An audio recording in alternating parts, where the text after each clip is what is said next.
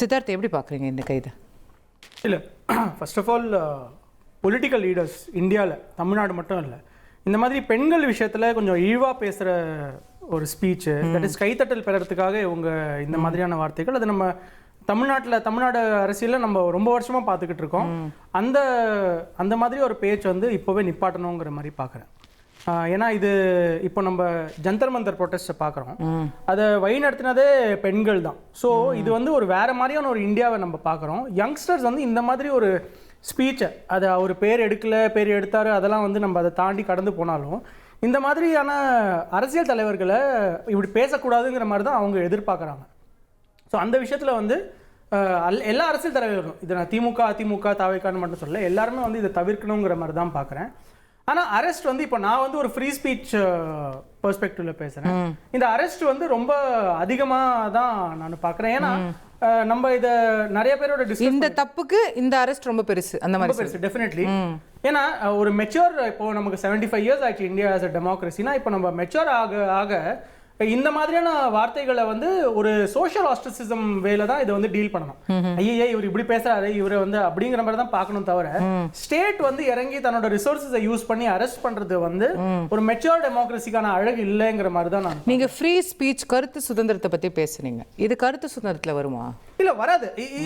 இல்ல இது இப்போ அவர் வந்து இப்போ நான் எப்படி சொல்றது, அது நம்ம டெமோக்ரஸி எப்படி பார்க்குறோங்கிறத பொறுத்து தான் இருக்கு. அதான் சொல்கிறேன், இதை வந்து இந்த மாதிரியான இப்படி யார் வேணாலும் பேசலாங்கிற மாதிரி நான் சொல்லி இதை ஆதரிக்கலை நான். ஆனால் இந்த மாதிரியான கருத்தை வந்து அது சோஷியலி அவங்க வந்து அவங்க ஃப்ரெண்ட்ஸு ஃபேமிலி அவங்க சர்க்கிளில் வந்து ஒரு சொசைட்டி வந்து அதை அவங்க அங்கே வந்து இதுக்கு இவ்வளவு காவல்துறை இவ்வளவு படை நம்ம வரி பணத்தில் இறங்கி இப்போ பண்ண வேண்டிய ஒரு விஷயம் கிடையாதுன்னு சொல்ல வரீங்க? ஆமாம். இல்லை, இப்போ இது வந்து நான் தாவேக்கா அரசை வச்சு சொல்லலை. நான் எந்த அரசாக இருந்தாலும் இவங்க இந்த மாதிரியான நடவடிக்கை செஞ்சுருக்காங்க, இன்னமும் செய்வாங்க. இப்போ 5 வருஷத்துக்கு அப்புறம் இப்போ திமுக இது நடந்திருக்கு, அவங்க மறுபடியும் ஆட்சியில் வந்தாங்கன்னா ஐயோ நம்ம தலைவருக்கு இப்படி நடந்துச்சேங்கிற மாதிரி அவங்க இதை தவிர்க்க போகிறது இல்லை. அவங்களும் டெஃபினட்டாக இந்த மாதிரி ஏதாச்சும் ஒன்று செய்வாங்க. பட் இதை ஒரு மெச்சூர் டெமோக்ரஸியாக நம்ம கொண்டு போகிற போது பார்க்குறோம். ஏன்னா நம்ம வந்து இன்னைக்கு சோஷியல் மீடியாவில் வந்து நம்ம பார்க்குறோம், இந்த திமுக ஆதரவு நிலையில் இருக்கிறவங்க கூட, தட் இஸ் கட்சியில் இருக்கிறவங்க ஆதரவு நிலையில் இருக்கிறவங்க கூட வந்து எதுக்கு இப்படி பேசினாருங்கிற மாதிரி தான் சொல்கிறாங்க. அதுவும் நீங்கள் பார்த்தீங்கன்னா அவங்க ஃபேமிலியில் வந்து ரொம்ப கிளாஸியான விமென்லாம் இருக்காங்க, கிளாஸியான லேடிஸ்லாம் இருக்காங்க, அவங்க தாட் ப்ராசஸ் அந்த மாதிரிலாம் இருக்கு. இவர் வந்து ஏன் இப்படி பேசுறாரு? ஏன்னா 2ஆம் கட்ட 3ஆம் கட்ட தலைவர் பேசுற போதே நம்ம வந்து முகம் சுளிக்கிற மாதிரி இருக்கு.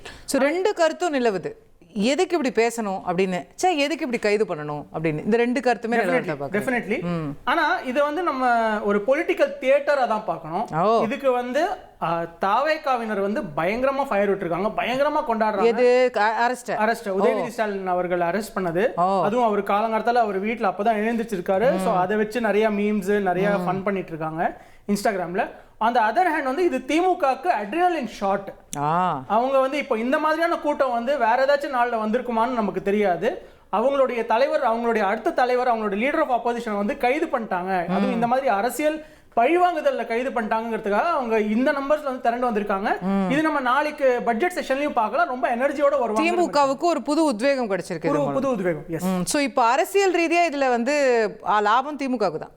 இல்ல, இப்போ இந்த எலெக்ஷனுக்கு அப்புறம் திமுகக்கு அவ்வளோ பாப்புலாரிட்டி இல்லை, அவங்க காடரே வந்து கொஞ்சம் டிசப்பாயிண்டடா இருக்காங்கிற மாதிரி நம்ம பேசிட்டு இருக்கிற போது இது வந்து அவங்களுக்கு புது உத்வேகமா, அவங்களுக்கு ஒரு பர்பஸ் ஆஃப் லைஃப், சோர்ந்து போயிருந்த திமுகவுக்கு ஒரு புது உற்சாகம். இப்போ 30 இயர்ஸ்க்கு அப்புறம் வந்து மிட் லைஃப் கிரைசிஸ்லாம் வர மாதிரி இவங்களுக்கு வந்து ஒரு பர்பஸ் வந்திருக்கு லைஃப்ல. ஓஹோ, நம்ம கட்சி தலைவரே இப்படி செஞ்சுட்டாங்க, நம்ம யாருன்னு நம்ம காட்டணுங்கிற மாதிரி அவங்க வருவாங்கிற மாதிரி நான் பார்க்குறேன். அஜித், திமுகவுக்கு புது உத்வேகம் கொடுத்த தாவேக்கா அரசுக்கு வாழ்த்துக்கள். இல்லை, இது ஆக்சுவலி அண்ணன் கொஞ்சம் க்ளோரிஃபை பண்ணுறாருன்னு நினைக்கிறேன். நான் இது எப்படி பார்க்குறேன்னா வந்து இந்த சோஷியல் ஆஸ்ட்ரசிசம் தாண்டி இது வந்து கொஞ்சம் ரெக்டிஃபிகேஷன் ப்ரொசீஜருக்குள்ளே போகணும் அப்படின்னு நினைக்கிறேன். ஏன்னா இது இன்னைக்கு நேற்று இல்லை, இது திமுகவோட டிஎன்ஏ. இப்போது அவரை எதுக்கு அரெஸ்ட் பண்ணியிருக்காங்க? ஏதாவது போராட்டம் பண்ணி எதையாவது மீட்டாரா காத்தாரா? லேடிஸை தரக்குறைவாக இழுந்து பேசியிருக்காரு, தப்புன்னு கம்ப்ளைண்ட் வந்திருக்கு, விசாரிக்கணும் வாப்பான்னு கூப்பிட்டு போயிருக்காங்க. நான் வரமாட்டேன்னு பாத்ரூம்குள்ள ஒளிஞ்சிட்டு இருந்தார். இல்ல வேற என்ன அக்கா, எவ்வளவு நேரம்? இல்ல 10 மணில இருந்து 11 வரைக்கும். அதெல்லாம் 10 நிமிஷம் நீங்க. சரி, 10 நிமிஷம் ஐ அண்டர்ஸ்டாண்ட். இல்ல அஜித், இப்ப நம்ம எதுக்காக இந்த விவாதமே சொல்லட்டுங்களா? நம்ம ஒருத்தர இழிவா பேச வேண்டாம், அடுத்து சொல்லுங்க. நம்ம அதே தவிர செய்ய வேண்டாம். நான் சொன்னவர் செஞ்சிருக்காரு. சரி, அடுத்து சொல்லுங்க. I understand. Let us not to the same. இப்போ நமக்கு யார் மேல கம்ப்ளைண்ட்? எதிர்க்கட்சி தலைவர் மேல. ஆமா. யார் யாரெல்லாம் வேன்ல கூட ஏறிட்டு வந்தது? என்ன அவரோட வழக்கறிஞர்கள் யாரு? ஐயா சேகர் பாபு வழக்கறிஞரா? சேகர் பாபு வழக்கறிஞரா? சொல்லுங்க. சரவணன் பரந்தாமன்லாம் அவரோட சேகர் பாபு நான் கேட்கிறேன், ஏன் ஏறிட்டு வந்தாரு? என்ன வடிவேல் காமெடியா இது? நானும் ஏறிக்கிறேன், நானும் ரோடி. அப்ப என்ன அவ்வளவு பயம்? அப்ப நீங்க என்ன போலீஸ் டிசைன் பண்ணி வச்சிருக்கீங்க? அப்ப அவ்வளவு தைரியசாலி ஒருத்தர் தான் உங்க திமுக எதிர்க்கட்சி தலைவரா? அவ்வளவு பயமா? இதுல என்ன பயம் இருக்கு? நான் அப்ப ஏன் வந்தாரு சேகர் பாபு? நீங்க தனியா அனுப்ப மாட்டேன், பிள்ளைய ஸ்கூலுக்கு தனியா அனுப்ப மாட்டேன், நானும் வந்து விட்டுட்டு வந்துடுறேன் முதல் நாள்ல. இப்படிதானே இருக்கு. சரி, அப்ப எதுக்கு இவ்வளவு கூட்டாங்க? அவர் என்ன ப்ரூவ் பண்ண ட்ரை பண்ணுது அந்த கூட்டம்? அப்ப இந்த கூட்டம் ஆதரவு காட்டுறாங்க. எதுக்கு? இந்த மாதிரி பொம்பளை பிள்ளைங்களை பேசு, இகிழ்ந்து பேசு, காவிரி தாயை பழிச்சு பேசு, தாய் குலத்தை அழிச்சு அசிங்கமா பேசு, அது நான் சப்போர்ட் பண்றேன், வாங்க எல்லாம் நிக்கலாம். Is that what they mean? So இதை நீங்க ஒரு சோஷியல் ரிஜெக்ஷன்ல மட்டும்லாம் சரி பண்ண முடியாது. சிலதெல்லாம் ஸ்டேட்டோட வேலை திருத்த வேண்டியது. தப்பு பண்ணா ஸ்டேட்ல டெட்டரன்ஸ் ஒன்று இருக்கும், சட்டம் தன் கடமையை செய்யும். அரெஸ்ட் பண்ணதுக்கு அப்புறம் யாராவது நீங்க உங்களோட இத்தனை வருஷம் ஜேர்னலிஸ்ட் லைஃப்ல சொல்லுங்க, அரெஸ்ட் ஆன பிறகு ஆன்டிசிபேட்டரி பெயில் கேட்ட ஒரு கும்பலை பார்த்திருக்கீங்களா? கோர்ட் கேக்குது, எங்க அரெஸ்டே பண்ணிட்டாங்க, இப்போதைக்கு இங்க முன்ஜாமீன் கேக்குறீங்க. முதல் கேள்வி கேட்டாங்களா? ரெண்டாவது கேள்வி, சரிங்க அவங்க தான் உங்களை ரிமாண்ட் பண்ண போறது இல்லையாமே, விசாரணைக்கு தான். அதாவது அடிப்படையில் என்ன நடந்திருக்கு? தஞ்சாவூர்ல போய் உட்காந்துக்கிட்டு கேள்வா பேசியிருக்காங்க. தஞ்சாவூர்ல ஒரு காலையில அரெஸ்ட்னு சொன்னீங்க, அப்புறம் நாங்க தான் ரிமாண்டே பண்ண போறது இல்லைன்னு ஏன் மாத்தணும்? ரொம்ப சிம்பிள்கா. இந்த இடத்துல இவர் தப்பா பேசியிருக்காரு. இப்போ ஒரு இடத்துல கம்ப்ளைண்ட் கொடுக்குறீங்க, இப்போ நீங்க போயிட்டு என்னை பத்தி இந்த மாதிரி அந்த பையன் என்ன கோமா பேசிட்டான், திட்டான், ஸ்டேஷன்ல கூப்பிடுவாங்க, தம்பி வா என்னன்னு சொல்லு, வரமாட்டேன் வீட்டுக்குள்ளே ஒளிஞ்சிட்டு இருந்தா சம்மன் அனுப்புறது வேற, அரெஸ்ட் பண்ண வர்றது வேற. வரலையே, நீங்க வந்ததே அரெஸ்ட் பண்றதுக்கு. நான் கேக்குறேனே, அப்போ நீங்க நேத்து வந்த கம்ப்ளைண்ட்க்கு இன்னைக்கு காலைல அரெஸ்ட் பண்ண வரீங்க கோர்ட்ல. இல்ல இது தப்பு இல்ல, விசாரணைக்கு தான் அழைச்சிட்டு போறாங்க, கோர்ட்ல தப்பு சொல்லியே. இதுக்கு என்ன அந்த மேக்னிட்யூட் இருக்கு? இப்ப கோர்ட்ல இல்லங்க நீங்க அன்லாஃபுல் டிடென்ஷன் சொல்லியிருந்தாங்க, ரிமாண்ட் இல்லங்க, ரிமாண்டே இல்ல, சும்மா தான் சார் விசாரி கூட்டு போயிட்டு இருக்கோம், நாங்களே சாயங்காலம் சொந்த ஜாமீன்ல ஸ்டேஷன் ஜாமீன்லயே விட்டுருவாங்கன்னு சொல்றாங்க. இப்போ சிங்கம் சீன்ல வர்ற மாதிரி தான் ஒரு அரெஸ்ட்டுக்கு பயந்துகிட்டு ஊரே கூட்டு போய் நிக்கிற கதையா இருக்கு. வேற என்ன, நைட்டு விடுவிச்சிருவோம், ஸ்டேஷன்ல இருந்து அனுப்பிச்சிருவோம் சொல்றோம். இது ஒரு பக்கம் வைங்க, ஒரு செட் ஆஃப் தி இஷ்யூ. இது இன்னொரு செட் என்ன பண்ணிட்டு இருக்காங்க கொஞ்சம் கூர்ந்து கவனிங்களேன். ரோட்ல ஒரு பப்ளிக் போறாரு, ஒரு 5 பேர், ஒரு 50 பேர் போராட்டம் பண்ணா கூட ஒரு போராட்டம் தெரியும், ஒரு 5 பேர் குறுக்கா மறுக்கா ஓடிட்டு இருக்காங்க. ஏங்க இப்படி அநியாயத்து பண்றீங்க, ரோட்ல டான்ஸ் ஆடிட்டு இருக்கீங்க கேட்டா, நான் போயிட்டு 10 பேரும் சேர்ந்து அந்த ஸ்கூட்டர்ல வர்ற பொதுமக்களை அடிக்கிறது, காணொலி தரேன். அதே மாதிரி போயிட்டு கடையை மூடு, உதயநிதி அரெஸ்ட் ஆயிட்டாரு, டேய் கடையை மூடு. என்ன லாஜிக் இது? இந்த ரவுடிசத்துக்கு வேணாம் தானே தாவேக்காவை தேர்ந்தெடுத்து திமுக ஒதுக்கி வீட்டுக்கு அமைச்சிருக்காங்க, குளத்தூர்ல தோக்கடிச்சிருக்காங்க. அந்த இது மட்டும் இல்ல, இன்னொரு விஷயம் ஆட் பண்றேன். இது டிஎன்ஏ இன்னைக்கு நேத்து இல்ல, இப்ப நீங்க கலைஞர் உங்களுக்கு தெரியாது ஒண்ணு இல்ல, கலைஞர் பேசியிருக்காரு, ஸ்டாலின் பேசியிருக்காரு, நிறைய பேசுவாரு. கடந்த காலங்கள்ல யாராவது பூனைக்கு மணி கட்டணும்ல, பேசுவோம் எல்லாத்தையுமே பேசுவோம். திரு மனுஷபுத்திரன், ஒரு கேள்வி நியாயமானதா தெரியலையா? இது எதுக்காக இவ்வளவு பெரிய கூட்டம், எதற்காக இவ்வளவு பெரிய ஆதரவை தெரிவிக்கிறாங்க? அவர் பேசினதெல்லாம் சரின்னு இத்தனை பேர் சொல்றாங்களான்னு கேட்கிறாரு.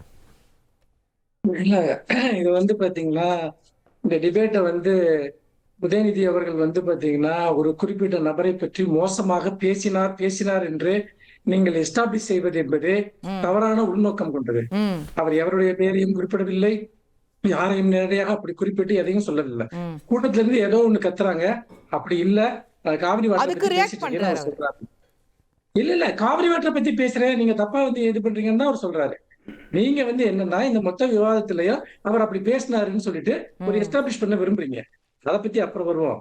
இப்போ இதுக்கு முன்னாடி ஒருத்தர் பேசினாரு, உதயநிதி காலையில போய் பாத்ரூம்ல ஒளிஞ்சுக்கிட்டாரு, கூப்பிட வரமாட்டேங்கிறாரு அப்படின்ட்டு. காவிரி பிரச்சனையில் கர்நாடக அரசையோ ஒன்றிய அரசையோ எந்த கேள்வியும் கேட்காமல் இன்னைக்கு பாத்ரூம்ல ஒளிஞ்சுக்கிட்டு இருக்கிறது முதலமைச்சர் விஜய். சரியா? அதை முதல்ல அவங்களை சிந்திக்க சொல்லுங்க. இதுவரைக்கும் ஒரு அறிக்கை உண்டா, ஒரு ஒரு பத்திரிகையாளர் சந்திப்பு உண்டா, நீங்க ஏன் எங்களுக்குரிய தனியை கொடுக்க மாட்டேங்கிறீங்க அப்படின்ட்டு அவர் எங்க யாருமே அவரை பார்க்கல. இவ்வளவு பெரிய பிரச்சனை தமிழ்நாட்டில் நடந்துகிட்டு இருக்கு. யாரு வீட்டுக்குள்ள ஒளிஞ்சுக்கிட்டு இருக்கா, யாரு பயந்து போய் ஒளிஞ்சுக்கிட்டு இருக்கா? யோசிச்சு பேச சொல்லுங்க. ஒருத்தர் கைது பண்ண வர்றாங்க, அவருடைய சட்டபூர்வமான உரிமையை பாதுகாப்பதற்கு அவருக்கு உரிமை இருக்கா இல்லையா? எங்க லாயர்ஸ் வரட்டும்னு சொல்றாரு. மாசுபுரமணியம் காலையில என்ன பேசுறாரு, நீங்க தான் லைவ்ல காமிச்சி எங்க லாயர்ஸ் வரட்டும்னு இப்பவே கொண்டு போவாங்கிறாங்க. கோர்ட் என்ன சொன்னது? காலையில 12 மணி வரைக்கும் அவர் அரெஸ்ட் பண்ணக்கூடாதுன்னு சொல்லுங்க. சொல்லிச்சா இல்லையா? உங்க டிவில தான் பார்த்தேன். 12 மணி வரைக்கும் அரசு, 12 மணிக்கு வழக்கு எடுத்துக்கிறோம்னு சொல்லுச்சு கோர்ட். அதுக்கப்புறம் அது 2 காலுக்கு எடுத்துக்கிச்சு. 12 மணி வரைக்கும் அரெஸ்ட் பண்ண கூடாதுன்னு சொல்லிருந்தா பத்திரிக்கை எப்படி அரெஸ்ட் பண்ணாங்க? இல்ல தெளிவா இருக்கு. நீங்களே ஒரு நியூஸ் ரூம்ல இருந்துட்டு இப்படி தவறான தகவலை சொல்றீங்களே, நீங்க இது எப்படின்னு எனக்கு புரியல. இல்ல அப்ப 12 மணிக்கு முன்னாடி எப்படி சார் அரெஸ்ட் நடந்தது? இல்ல தவறான தகவலை சொல்றீங்க. 12 மணி வரைக்கும் கைது நடவடிக்கை கூடாது அப்படின்னு நீதிமன்றம் சொன்னது.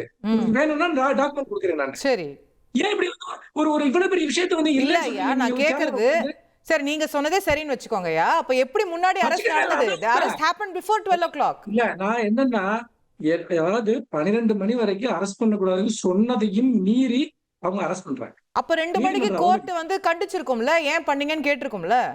இல்ல அதாவது இந்த விசாரணை இனிமேல் தான் நடைபெற போகுது, இந்த விஷயத்துல என்னென்ன பண்ணிருக்காங்கன்றத கோர்ட்டுக்கு போன உடனே அவங்க வந்து பாத்தீங்கன்னா விசாரணை பண்ணிட்டு நீங்க உடனடியா இன்னைக்குள்ள நீங்க விடுவிக்கணும் அப்படின்னு நீதிமன்றம் உத்தரவு. Correct correct. நீதிமன்றம் உத்தரவு கொடுக்குது. அதனால நீங்க சொன்ன தகவல் தவறு, அதை முதல்ல திருத்திக்கங்க. அப்போ இன்னொரு அடிப்படையான விஷயம் என்னன்னு கேட்டீங்கன்னா, ஒருத்தர் வந்து இந்த வந்து அவங்க போட்டிருக்கக்கூடிய அந்த செக்ஷன்ஸ் பாருங்க. நீங்க இந்த செக்ஷன்ஸை வந்து எந்த விதத்துல நீங்க ஜஸ்டிஃபை பண்ணுவீங்க? ஒண்ணு வந்து 2 குழுக்களுக்கு இடையே பகைமையை ஏற்படுத்துதல், TNS 196 IPC 153A. கலகம் செய்ய தூண்டுதல், TNS 192 IPC 153. அமைதியை குலைத்தல், TNS 352 IPC 504. அதே மாதிரியே வந்து பாத்தீங்கன்னா இதோடு TNS 61 கிரிமினல் சதி. புரியுதுங்களா? கிரிமினல் சதி. இது எல்லாமே ஒரு ஒரு மிகப்பெரிய ஒரு ஒரு போராட்டத்தை அல்லது ஒரு நாட்டுக்கு எதிரான ஒரு பெரிய துரோகத்தை செய்யறவங்க மேல போடுற ஒரு வழக்கு பிரிவுகள். அதை வந்து இவங்க மீனிங்ஃபுல்லா தான் போட்டிருக்காங்கன்னு நான் நினைக்கிறேன். ஏன்னா நேற்று உதயநிதி அவர்கள் விவசாயிகளுடைய போராட்டத்திற்கு தலைமை தாங்கினார். இன்னைக்கு வந்து கர்நாடகா நமக்கு செய்கிற துரோகங்களுக்கு எதிராக விவசாயிகளுடைய உணர்வுகளை பிரதிபலித்தார். ஒருவேளை கர்நாடகாவுக்கும் தமிழ்நாட்டிற்கும் இடையில வந்து உதயநிதி மோதலை ஏற்படுத்துறாருன்னு இவங்க நிரூபிக்க விரும்புறாங்களா?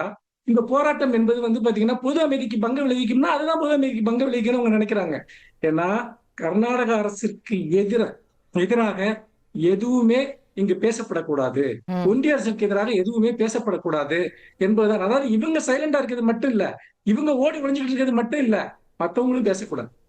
2வது, நாளைக்கு சட்டசபை கூடுது. சட்டசபை கூடுறப்ப போன முறை வந்து மாதிரி அவர் வந்து உதயநிதி வந்தாருன்னா ஏதாவது நம்மளை கலாய்ப்பாரு அப்படின்னு தெரிஞ்சுக்கிட்டு அவரை வரவிடாம பண்ணணும். தனி நபர் ராஜ்யமா அதை நடத்தணும்னு அவங்க விரும்புறாங்க. இவங்க நடத்தக்கூடிய பொதுக்கூட்டமா அது சட்டசபைங்கிறது. பட்ஜெட் தாக்கல் செய்யறதுக்கு முன்னாடி கேபினெட் அந்தஸ்து இருக்கக்கூடிய ஒருத்தரை இவ்வளவு பிரிவுகள்ல வந்து வழக்கு பதிவு செய்து கொண்டு போக வேண்டிய அவசியம் என்னங்கிறத தான் நான் கேட்க விரும்புறேன். அப்புறம் வந்து பாத்தீங்கன்னா ஒன்னே ஒண்ணு நான் உங்ககிட்ட கேட்கிறேன். கொஞ்சம் உங்க சேனல்ல தான் வந்து ஆதவர்ஜி நான் பேசினது வந்து காமிச்சிட்டு இருந்தீங்க. பெண்களுக்கு வந்து பெண்களை யாரும் தவறாக பேசினாலும் நாங்கள் விடமாட்டோம் அப்படின்னு ரொம்ப ஆவேசமா பேசினது வந்துட்டு. ஆனா நயனார் நாகேந்திரன் வந்து பெண்களை பத்தி குறிப்பா இப்போ ஒரு பெண்ணை வந்து மையமா வச்சு நீங்க சொல்றீங்க இல்லையா, அந்த திரைக்கலைஞரை பத்தி என்ன பேசினார்? விஜய் அவர்கள் உங்க வீட்டுல இருந்து வரணும்னு சொன்னாரு. நீங்க தான் ஆட்சிக்கு வந்துட்டீங்களே, அவ்வளவு தவறா உங்களுக்கு நேரடியா உங்க சிஎம் அட்டாக் பண்ண ஒருத்தர் மேல ஏன் இன்னைக்கு வரைக்கும் நீங்க ஒரு எஃப்ஐஆர் பண்ணல? இத்தனை பிரிவு இருக்கு உங்ககிட்ட, அதுல ஒரு பிரிவுலையாவது வந்து நாகேந்திரன் மேல நீங்க வழக்கு பதிவு செஞ்சிருக்கலாமே. ஏன் அப்ப வந்து பாத்தீங்கன்னா அவ்வளவு பயமா உங்களுக்கு பிஜேபி கிட்ட, அவ்வளவு நடுக்கமா? இன்னும் வேணாங்க வந்துட்டு பெண்களை வந்து இழிவுபடுத்த கூடாதுன்னு ஆவேசமா அதுக்கப்புறம் அவர் வருத்தம் தெரிவிச்சிட்டாருன்னு நினைக்கிறேன் அந்த விஷயத்துல. இல்ல சரி, நீங்க செஞ்சாருன்னு சொன்னீங்கன்னா ஒரு பிரச்சனை. அன்னைக்கு கூட வந்து இவங்க சிஎம், அதாவது இவங்க அன்னைக்கு அவர் சிஎம் இல்ல, இவங்க கட்சி தலைவரை வச்சு பையமா வச்சுதான் அந்த கமெண்ட் பண்றாரு. அன்னைக்கு திரிசா ரியாக்ட் பண்ணாங்க. ஆனா அன்னைக்கு வந்து பாத்தீங்கன்னா விஜய் அவர்கள் ரொம்ப சைலண்டா தானே இருந்தாரு, எதுவுமே ரியாக்ட் பண்ணலையே. அல்லது அவங்க தரப்புல யார் வந்து ரியாக்ட் பண்ணாங்க? ஒண்ணுமே இல்லையே. அப்போ இவங்களுடைய அளவுகோல் என்னன்னா எதுக்கு ரியாக்ட் பண்ணணும், எதுக்கு ரியாக்ட் பண்ணக்கூடாது. என்னன்னா இன்னைக்கு உதயநிதியை பார்த்து பயப்படுகிறாங்க. அவங்க இவ்வளவு பேசுனதெல்லாம் அலோவ் பண்ணீங்க, ஒரு நிமிஷம் சொல்ல விடுங்க. அதாவது உதயநிதியை பார்த்து அஞ்சுகிறார்கள். இல்ல அது என்ன அடிப்படைன்னு கேட்டீங்கன்னா, இவங்க வந்து பேச விட்டாங்கன்னா இவங்களை எக்ஸ்போஸ் பண்றாங்க. காவிரியில வந்து இவங்களுடைய கையாளாதனத்தை வந்து டிஎம்கே எக்ஸ்போஸ் பண்ணுது. அதே போல எப்படி வந்து ஒன்றிய அரசோடவும் இன்னைக்கு கர்நாடகாவோடவும் ஒரு டபுள் ஏஜென்ட் மாதிரி வந்து பாத்தீங்கன்னா இவங்க செயல்பட்டு இருக்காங்க அப்படிங்கறத வந்து இவங்க எக்ஸ்போஸ் பண்றாங்க. விவசாயிகளை வந்து பாத்தீங்கன்னா போய் தூண்டுறாங்க. இவங்களை பேசப்படக்கூடாது, பயமுறுத்தணும். இதுக்காக இவ்வளவு கீழ்த்தரமான ஒரு நடவடிக்கை. நான் என்ன கேக்குறேன்னா, நீங்க வந்து நீதிமன்றத்தை போய் நீங்க நிக்க வேண்டியது தானே? நாம சும்மா விசாரணைக்கு தான் வந்தோம், ஏன் பின்வாங்குறீங்க? ஏன் உங்களுக்கு அந்த தைரியம் இல்ல? ஏன்னா நீதிமன்றம் உங்களை நங்கு தலையில கொட்டுன்னு உங்களுக்கு நல்லா தெரியும். சரி, விசாரணை பண்றீங்க இல்லையா? அப்போ அது ஒரு காவல்துறை அதிகாரியினுடைய முடிவுதான். அவரை கொண்டு போய் தஞ்சாவூர்ல வச்சுதான் நீங்க விசாரிக்கணும். சாயந்தரமே விடுறதுக்கு அவர்கள் எங்கேயும் விசாரிக்க அலைக்கழிக்கணும். ஒரு வார்த்தை மட்டும் சொல்றேன். அப்போ அதாவது இன்னைக்கு வந்து பாத்தீங்கன்னா சிஎம் இருக்கக்கூடிய மாண்புமிகு முதலமைச்சர் அவர்கள் மீது அவர்களுடைய மனைவி ஒரு விவாகரத்து வழக்கு தொடக்குறாங்க. ம். அது சம்பந்தமான ஒரு சர்ச்சை வர்றப்ப அதெல்லாம் அதுக்கு ஒர்த் இல்லை அப்படிங்கிறாரு வந்து. ம். அப்போ இதை விட பெண்களை யாராவது இழிவுபடுத்த முடியுமா? சரி. என்ன வந்துட்டு பாத்தீங்கன்னா அவர் வந்து கிளியர் கட்டா வந்து பாத்தீங்கன்னா சொல்றது வந்து பாத்தீங்கன்னா கேட்போம் சார். மீனிங்ல எதுவுமே பண்ணலன்ட்டு அதை மட்டும் வச்சுக்கிட்டு நேஷனல் மீடியாவில் ஒரு பெரிய டிபேட் கிரியேட் சரி. பண்ணுங்க. எல்லாமே ஈவினிங்ல இருந்து இந்த நாடகம் அரங்கேற்றப்படுது. சரி. நேஷனல் மீடியா எப்படி திடீர்னு இதை மட்டும் எடுத்து பேசுது? கேட்போம். காலையில ஏன் இந்த நாடகம் இன்னைக்கு இவ்வளவு பெரிய ஒரு கலைபரத்தை ஏன் கேட்போம் உண்டாக்குறீங்க?